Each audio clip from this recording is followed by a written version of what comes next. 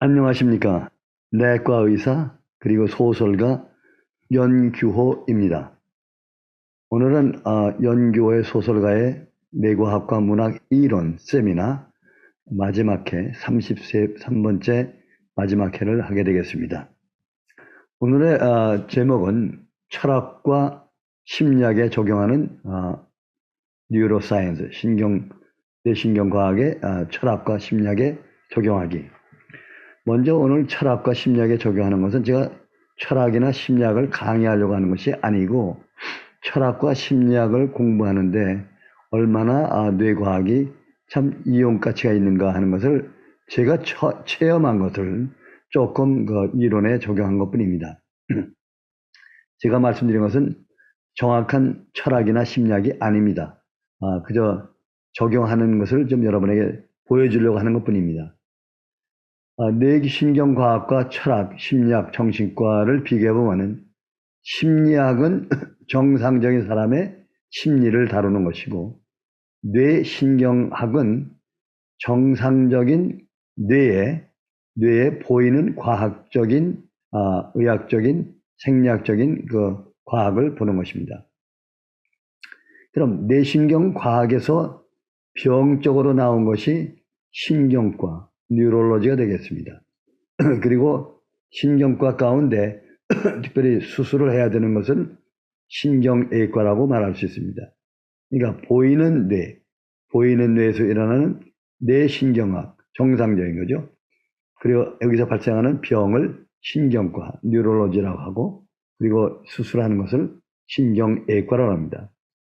그리고 심리학은 정상적인 뇌의 심리, 안 보이는 정신을 말하는데 여기에 이상이 있는 경우는 정신과가 되겠습니다. 정신과라는 것은 엄밀히 치면 심리학에서 발생된 비정상적인 정신을 말하겠습니다. 그러나 보통 의과대학에서는 정신과와 신경과 다 하나의 의과대학에 속하는 내용이 되겠습니다. 지금 심리학이나 뇌신경학은 의과대학에서는 신경해부학, 신경생리라고 하는 제목으로 되어 있습니다. 심리학은 의과대학에서는 파라메디컬, 의학 그 본론에서 떠난 파라메디컬이 되겠습니다. 그러나 오늘날에 와서 보면은 이 전체가 하나의 과목이 아닌가 하고 생각이 되는 것입니다. 그러면 뇌신경 과학으로 본 철학이란 무엇이냐? 저번에 말씀드린 대로 뇌신경 과학으로 본 철학이라는 것은 1차 의식에서 만들어진 개념, 참 진리에 해당되는 개념을 가지고 학문으로다가 나온 것이 철학이다. 철학에는 보면은 역시 죽음이라고 하는 인간은 죽음에 대한 공포가 있습니다. 그 죽음에 대한 공포를 문학에서는 카탈시스, 구원 문학이라는 방법으로 카탈시스를 통해서 죽음에 대한 것을 해결하려고 합니다. 철학에서는, 종교학에서는 그 본체와 실존에 있는 것을 가지고 되게 본체라는 것이 신본주의가 될 수 있느냐 또는 자연주의가 될 수 있느냐 하는 그런 얘기를 하는데 보니까 역시 그것도 개념에서 일어나는 얘기가 되겠습니다. 철학과 문학의 다른 점은 참 많이 있습니다. 그런데 하나 예를 들면 같은 철학자인 플라톤과 아리스토텔레스를 보면 압니다.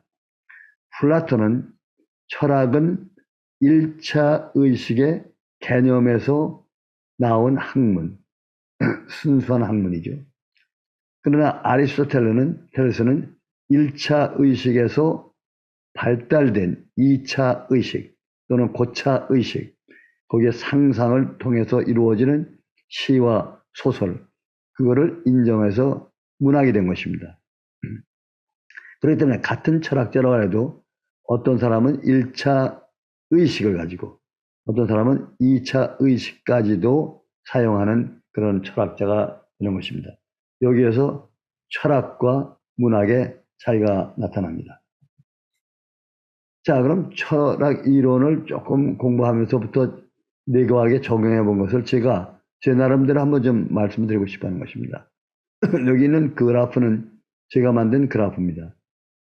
보시면 이것은 똑같은 1차 의식의 세계, 2차 의식의 세계, 그리고 1차 의식에 들어가는 방법이 뇌에서 인지기능이네, 그리고 운동기능이네, 기억 형성이네, 이 전체가 이성의 뇌가 되었고 여기에 정서의 뇌까지 합치면 이성의 뇌가 됩니다. 그러나 저는 이 정서의 뇌를 인지기능에서 뗐습니다.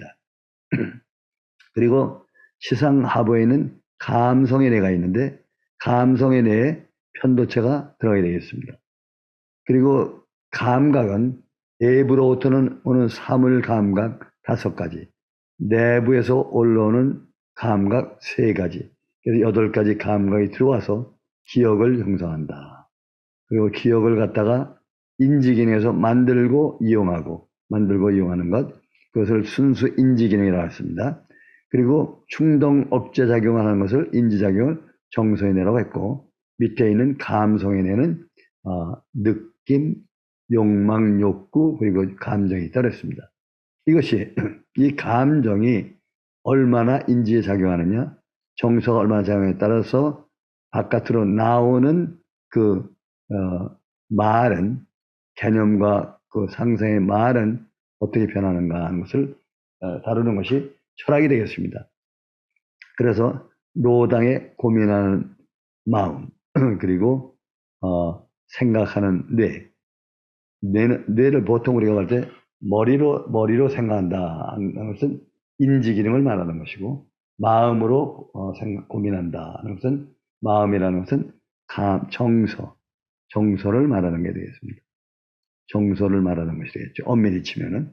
그러니까 우리가 말할 때 뇌로다 생각하고 하는 것은 인지 기능을 말하고, 마음으로 생각하고 할 때는 정서 기능 또는 감성의 기능이 되겠죠. 이와 같은 것을 잘 이해가 됐을 거라고 생각됩니다.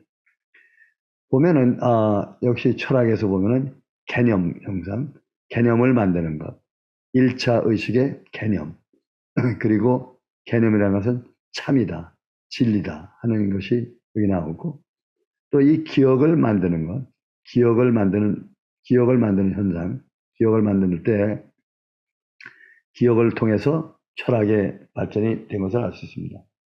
과거의 철학자들은 우리 몸에 기억이라는 것이 원래 있느냐 없느냐 이거 가지고 오랫동안 연구를 했습니다. 특별히 그 연구를 하는 것 가운데 데카르트나 칸트와 같은 사람들은 이미 우리 머릿속에 본능의 내에는 무의식 기억이 들어있는 것은 것과, 그리고 의식 기억이 있는 대뇌에서는 의식 기억이 들어있는데, 칸트나 데카르트는 이 안에 이미 기억이 들어있을 것이다 라고 생각했습니다. 그러나 이것을 반대한 것이 존 로크입니다. 왜냐하면 이 안에 아무런 기억이 없다. 근데 그 기억을 이 양반은 경험이라고 표현했었기 때문에 경험주의라고 하는 철학. 알고 보면 간단한 것입니다. 이 대뇌에 기억이 만들어지지 않은 상태하고 있는 상태의 싸움을 하는 것입니다. 그래서 데카르트와 칸트는 이 대뇌 속에 본유관념이라고 하는 것이 있을 것이다 하는데 사실은 없었습니다. 이걸 가지고 많이 싸웠습니다. 그리고 이 관념의 앞에, 개념의 앞에 서 있는 인간의 공포심, 죽음에 대한 공포를 느낄 때 신이 있다 할 때 신에 관한 것이 나오고, 신은 없다. 그 대신 자연이 존재한다 하는 것을 가지고 또 정신과학에서들이 싸움을 많이 한 것 같습니다. 보면. 그래서 이것이 읽다 보면 쉽게 이해가 됩니다. 그 유명한 프랑스의 베르그송이라고 하는 사람에 보면은 기억에 관한 이론을 장황하게 참 많이 연구를 했습니다. 보면은 신체적 기억이라 하는 것은 지금을 말하면 무의식 기억에 해당되는 것이죠. 아니면 트레이닝을 많이 해가지고 훈련을 해놓으면은 장기 기억이 무의식 기억처럼 저장이 되어 있는 것, 그것을 신체적 기억이다.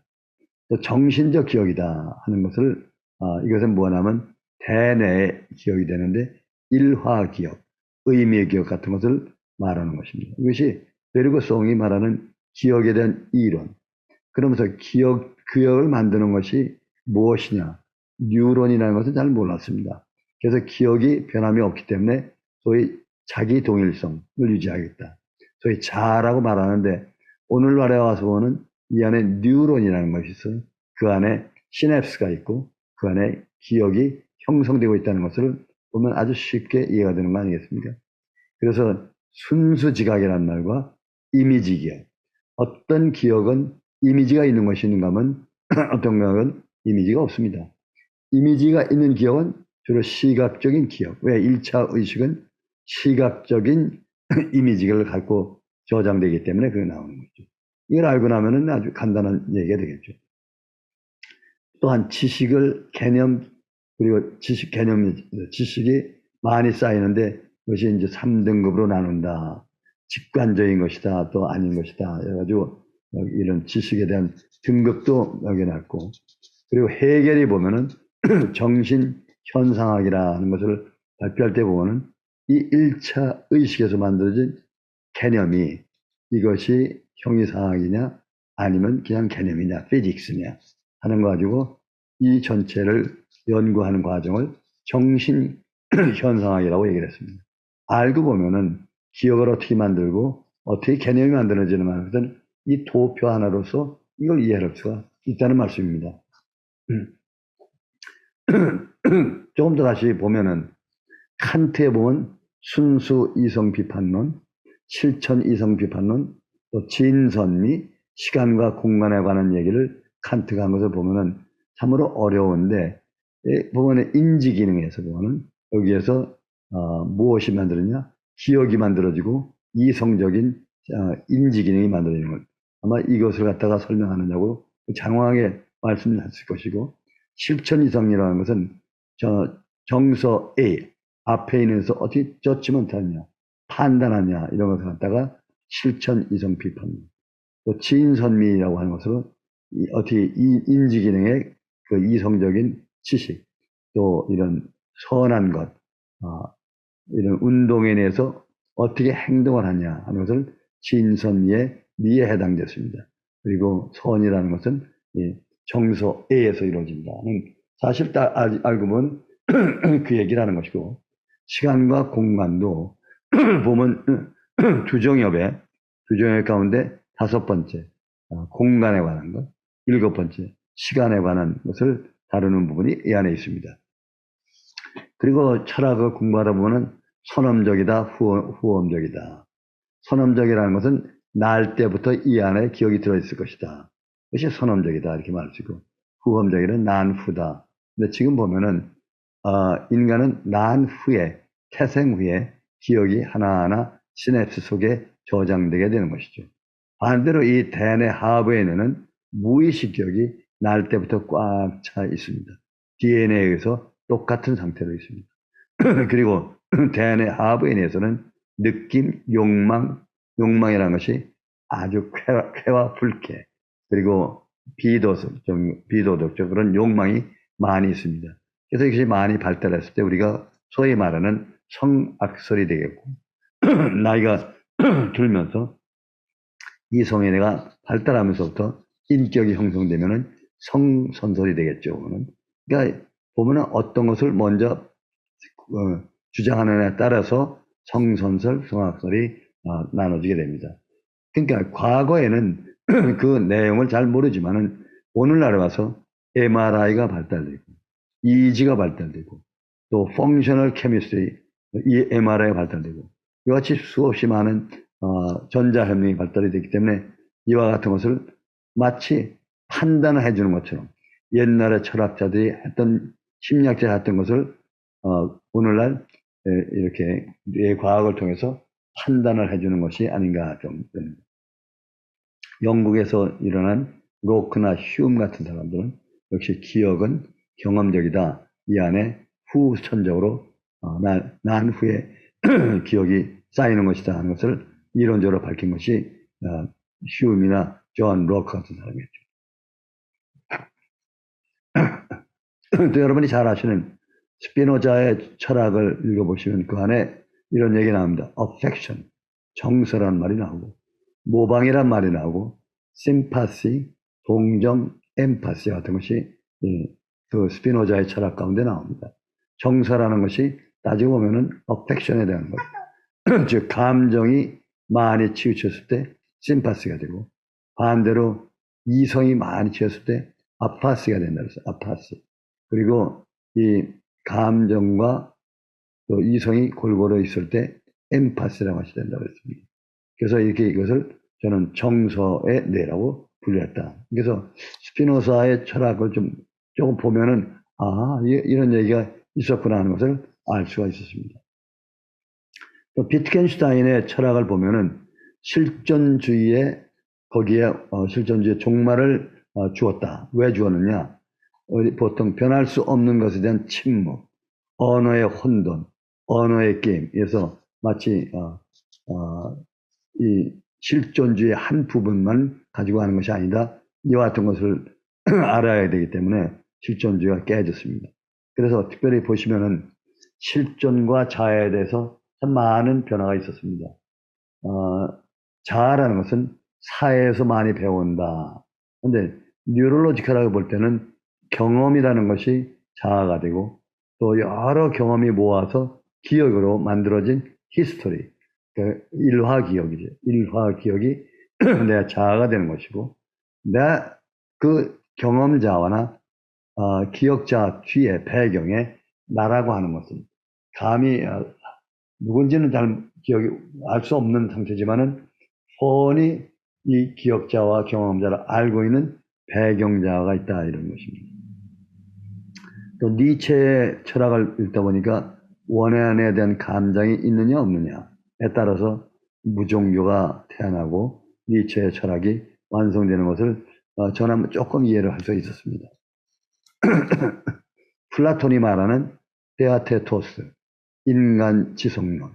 벌써 플라톤 시대에도 인간 지성론, 이성적인 것, 개념에 관한 것을 얘기를 했습니다. 그러나 플라톤은 뇌에서 1차 기억이 있고 2차 기억이 있고 뉴런이 있다든지 이와 같은 것이 있는 것은 몰랐습니다. 오래전이니까, 옛날이니까. 또 데카르트가 본유관념이라는 것, 관념입니다. 인식론.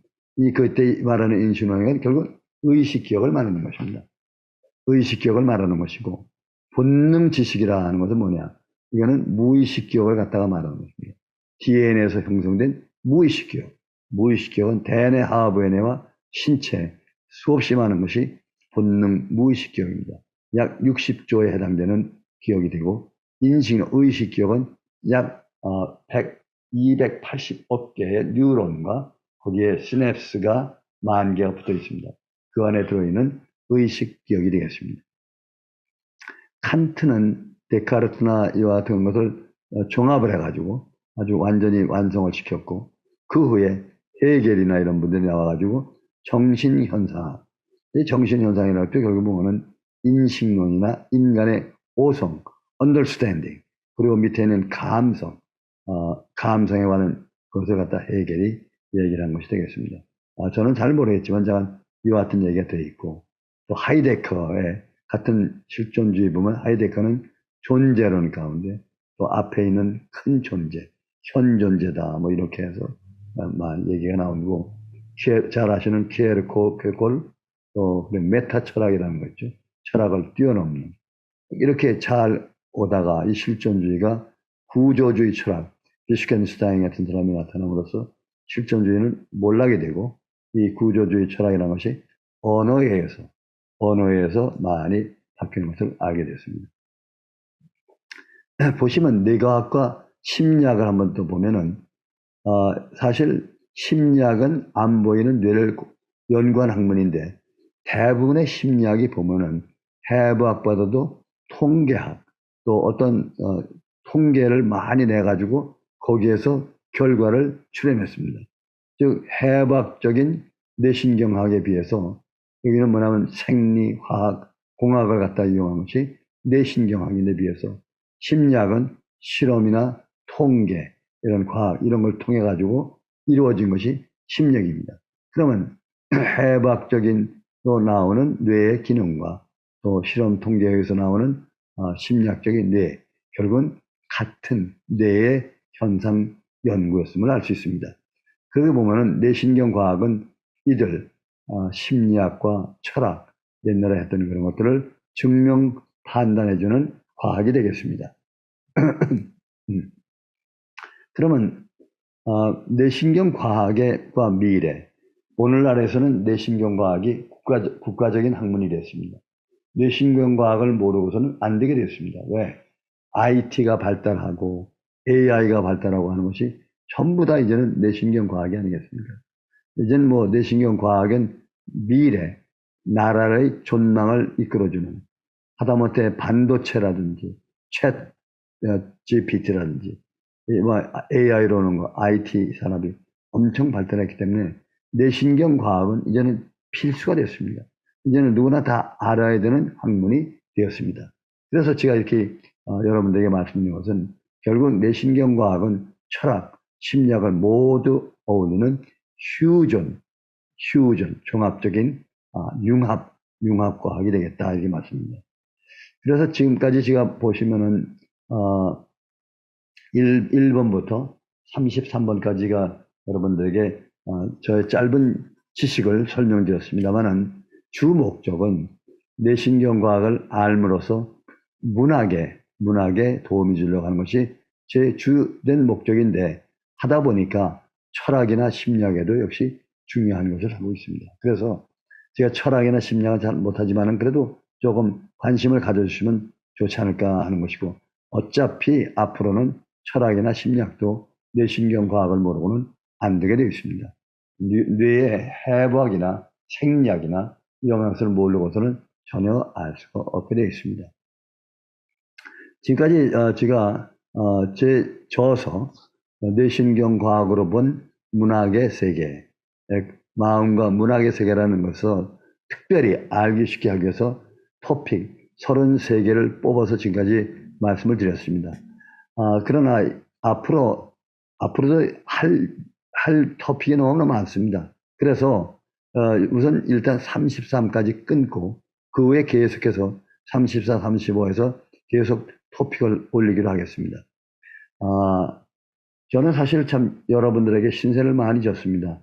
이 뇌신경과학과 문학 이론, 마음을 갖다 공부하게 해주신 분은 물론 제가 내과학과 그리고 신경과학 또 정신과를 좀 했기 때문에 되지만은, 저에게 특별히 이와 같은 일을 하게 되도록 모티베이션을 주신 분은 최병호 교수십니다.